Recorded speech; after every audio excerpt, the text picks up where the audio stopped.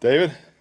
The defense seemed to have a pretty good day in practice yesterday. It's one practice, but when you're trying to come back from what they had last year, how much does that mean to build confidence and get a good feel about what you're doing? I mean, every day is about stacking success, and I think it, definitely starts, when you look at just pure production.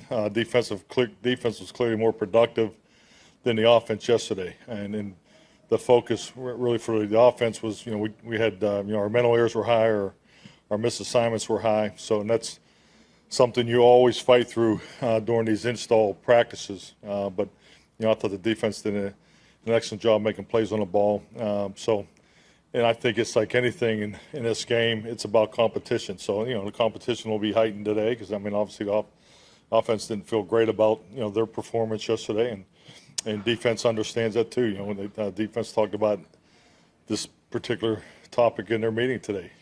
They took a step yesterday, and the most important thing is to try to take another step today, and especially after as much production as they had yesterday. So it's all healthy. This is all part of a healthy, competitive environment. So I love it. I think this is what our team needs. We need this time together. We need the competitive practices to be heightened each and every day, whatever the motivation that is needed, that brings the field. Our field work is the most important part of our day, and I'm looking forward to a healthy, competitive practice today. We saw a lot of energy from the defense yesterday. When you think about your defense, and particularly your secondary, what's the balance of the swagger you want to see with them without it turning into overconfidence? Well, there's lines and everything. It's, I think, the biggest challenge in my view, especially as a head coach, is the handling success. So defense had some success yesterday, so let's see how they handle it. So swagger is awesome, confidence is awesome, and I think if we ever want to err on our football team, we want to definitely err on the side of too much versus not enough. Obviously, you're not with Dak Prescott all off season, but how much work has he gotten with the pads and some of the rib guards so that he has a little bit more mobility out there now that the pads are coming back on? Great question. I couldn't give you a number or timing. He has a very good regimen, both in Dallas and he spends some time out here in California. So I think he'll be ready to go. With the pads coming on today, how were you able to control the marine layer? Say it again. The pads coming on today, how were you able to control the marine layer because it's gone? Really, the marine layer, I've only really seen the marine layer factor one day since we've been here. So that's why we're really looking at those 8 a.m. practices. I'm kidding. Gallup started to hit it yesterday. Did he come out of that okay?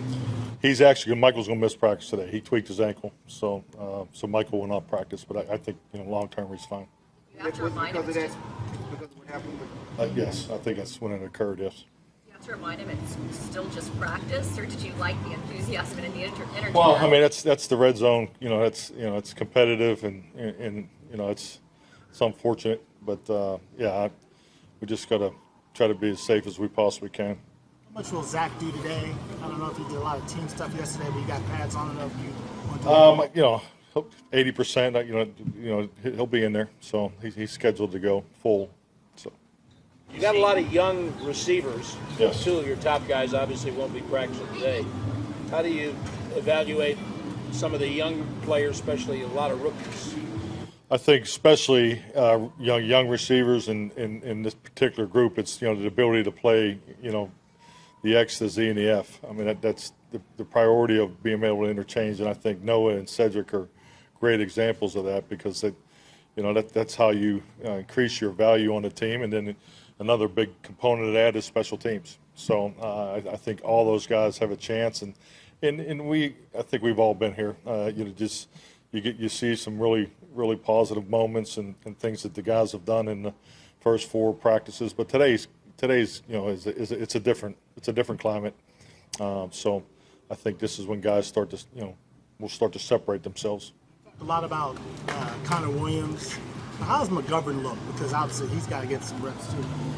Connor McGovern, coming out of last year was clearly our most improved offensive lineman, and down the stretch, if I recall, graded out probably as high or the highest. So just love the way he came on last year. And that's what you're looking for. So we feel like we have an excellent rotation inside. Connor Williams is doing a good job in his center reps. Tyler's really taking command of it too, from the declaration standpoint and the things we're asking him to do. So, but Connor McGovern's, he's made a big move. I'm very, very pleased the way Connor has picked it up. How we've seen Schultz and Jarwin as receivers, but how have they progressed as blockers, and will that affect how much 12 personnel you use with how they can block, the run game? Well, definitely. I mean, think if you look at just basic football from a formation standpoint, when you run the ball to a particular side, whether it's a two-man surface or a three-man surface, but the ability to put two tight ends on the line of scrimmage to create a four-man surface, the ability to run the ball no matter what the defense lines up in, we need some more of that. Frankly, we spent a lot of time in 11 personnel last year. It's obviously doesn't really give you the opportunity to be more in what I would call a run-it-run situation. So the 12 personnel is important because we need to line up and run the football regardless of what the defense is in. I think in 11, you can have a tendency to play a little bit too much chess match and you're checking runs to passes and so forth. So, but yeah, I have great confidence in what they block. As in terms of receiving, though, what's the skill set that Schultz has that allows Dak to have so much trust in him? Body language. I mean, he's excellent. He's very precise on how he runs his routes. He's very easy to read. I think when you see a quarterback, especially the tight ends, when you see quarterbacks and tight ends connect, it's the tight ends that you can throw to with the same anticipation as a receiver, and that's so important because obviously, a bigger target in the middle of the field. Obviously, I think just the mathematics of that gives you opportunity to increase your completion percentage. So, I think the ability to have multiple tight ends that can operate in the middle of the field definitely gives us the ability to be, higher completion percentage offense. Topic of tight ends, how has Sean McCune done going into his second year? Great off season. I can't say enough about our rookie class. We got a bunch of guys, and I just want to see it, go to another level here out on the padded practices. But I would definitely put him in the category of taking the second year leap.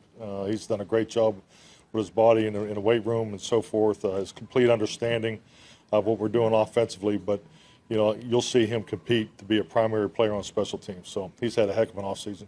Schultz, an example of a guy who maybe exceeded expectations based on what you had seen and limited opportunities from him in practice. I mean, once he got it, he really. I'm probably the wrong coach to ask because really Dalton's been super consistent from the day I arrived here. So, I can't really give you an evaluation on how it was prior to that. But he's been extremely consistent. He's very instinctive, obviously very bright.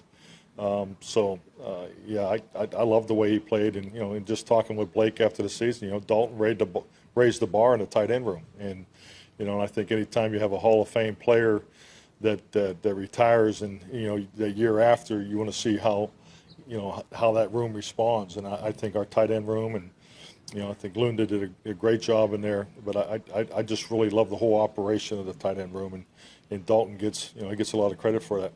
How does Trevon Diggs raise the competition in the cornerbacks room? I know you guys didn't want to use him as much as you had to yet last year. How much has that helped him when you see him at camp this year? I mean, just the way he plays, number one. The way he practices, I think you can see it right away how competitive, and his ability to make plays on the ball, I think is at the highest level. Super instinctive, has a good feel for it out there. He's just got to stay healthy. That's the only thing that he really ran into last year. But when I think of Trayvon, the last practice of our training camp last year, I've never seen a rookie. I think he had 4 interceptions in the practice that day, two of them to end the 2-minute drill. So that's the kind of impact, impression that he's made on us from day one. Mike, if you had it your way at the end of the year, would you be more of a running team or a passing team? Oh, I want to be a winning team, and it's really. I think I talked about this in the opening press conference. We need to play better complementary football. We don't. I've called plays for a lot of years in this league. It's a lot more fun to call passes than runs, but that doesn't always equate to winning. So, you have to run the football. You have to be able to run the football when you want to run the football. You got to run the football when you need to run the football, and everybody in the stadium knows you're going to run the football. So that's something that we need to, is a focus for us, not only in situational football but also in normal down and distance. So, people like to throw out the word balance. I think balance is a term when you look at the end of the journey. That's when you look at the numbers. But balance is picking up for one another, week in and week out. So I mean, there's times where we may run it 40 times, and I think if you're looking for a number, and I'm not going to give you one because you're going to hold me to it all the time. But there's a number that I like to be above, just as far as when I look at the makeup of our team and how we can play complementary football, offensive, defense. So. We don't want to drop back and throw it all day in normal down the distance. I understand the weapons we have, and that's the way to go, but especially now because the defense needs it. Obviously, run defense is the primary focus for us, so we have to train, tilted more to running the football and stopping the run in training camp because, that needs to be a strength, and it was not last year. What's fun about calling a pass?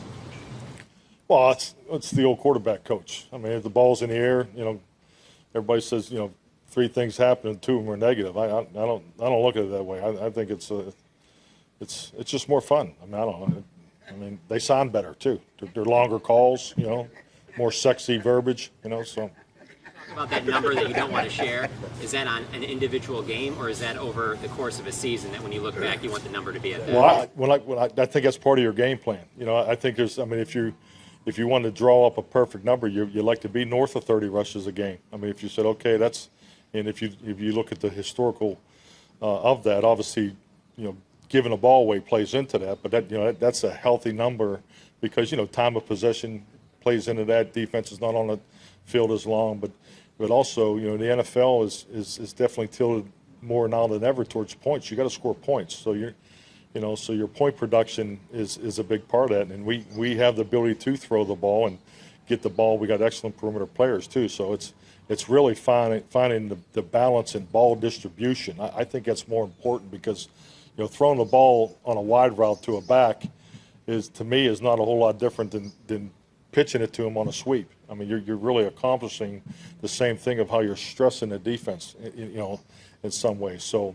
And the fact that one is a run and one is a pass, I think that's all part of mathematics, and statistics are important, but I always look at them as a gauge.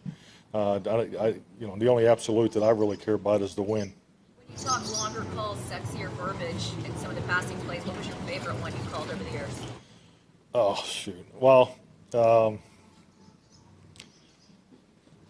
it's not sexy, so I'll just say that. No, I don't.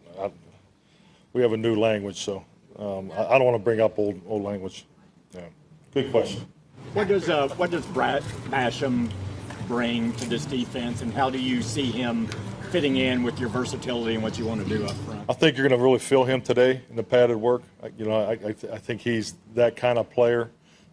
He just brings a different energy, physicalness. That's what you see so far. But this will be our first time, competing in pads today. But I love the way he fits into the D-line room, the defensive room. So he brings a lot of juice to the workplace every day. So he's a really, I think he can play more techniques than I think I realized until you see him move in person. So he's an excellent addition for us. How will you work Hooker into practice here now that he's officially signed? He'll be on. We'll pace him. We won't go full ball. We just, it's obviously been a while. He's coming off of the injury, so we'll take it slow to be more precise. Jordan Lewis didn't practice yesterday. What is he dealing with? Will he be back out there today? Or? Yeah, Jay Lou's going to probably be limited today. I'm going to see how his work with Britt went today. So, nothing major. Yeah. Will anybody else be held out of practice besides Gallup? No. Thank you. Thank you.